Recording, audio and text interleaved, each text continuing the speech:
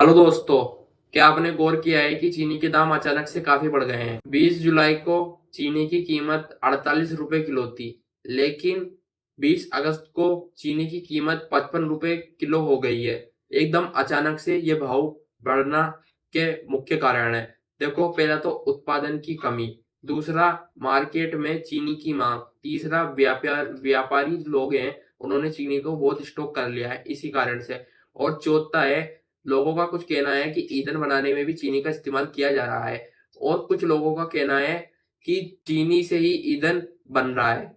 और इस पर सरकार ने क्या बात रखी है, उसी विषय पर अपन चर्चा करेंगे। तो चलो शुरू करते हैं। शुरू करने से पहले आप इस वीडियो को शेयर कर दें और लोगों तक पहुंचा दें, ताकि वो भी अफवाहों से बचे।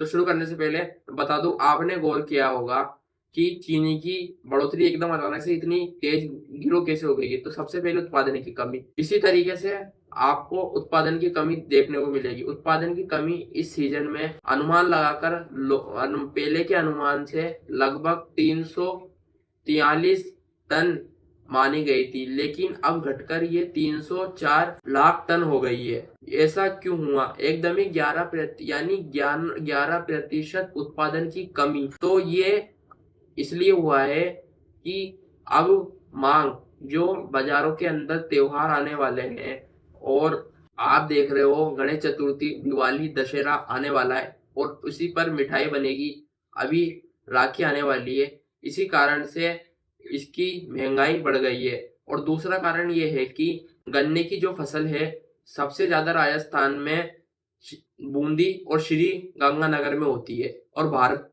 से देखें तो उत्तर प्रदेश में होती है। इसी कारण से, क्योंकि ये हुआ है कि जो फसल है वो अब कम हुई है, क्योंकि गन्ने का उत्पादन इस बार बहुत कम हुआ है। क्यों हुआ है? क्योंकि मौसम को देखते हुए और बारिश के कारण, और गन्ने के उत्पादन में बीमारी भी आ गई है कई क्षेत्रों में, इसी कारण से।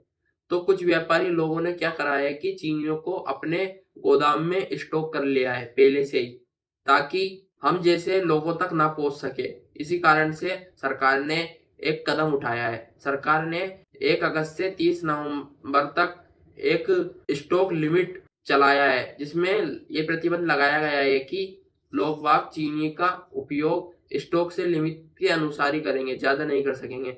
सरकार यूं कहना चाहती है कि आपको घबराने की बिल्कुल जरूरत नहीं है। हमने 10 लाख मिलियन टन चीनी पहले से ही बाजार के अंदर उपलब्ध करवाने की पूरी कोशिश में लगे हुए हैं। कुछ लोग अफवाह ये उड़ा रहे हैं कि ईंधन बनाने में चीनी का इस्तेमाल किया जा रहा है। ऐसा बिल्कुल भी